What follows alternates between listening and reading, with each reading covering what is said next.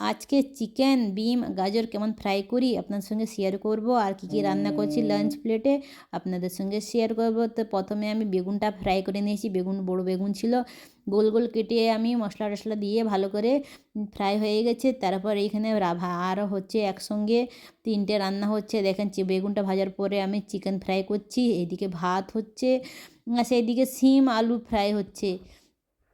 তো আমি বিমটাকে কেটে রেখেছি, কেমন করে এটাকে উল্টে দিচ্ছি। তারপর বিমকে আমি 2 পিস করে কেটে রেখেছি, একটা ডিমকে বিম সবকে 2 পিস করে কেটে নিয়েছি। আর গাজরকেও সেম লম্বা লম্বা কাটলাম, আর ওটাকে তেলে ফ্রাই করে নিব।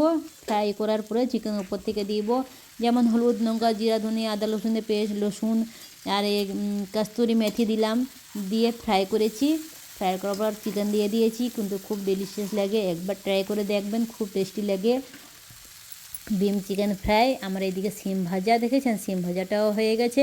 তো আমার ভিডিওটা কেমন হয়েছে সবাই কমেন্ট করে জানাবেন।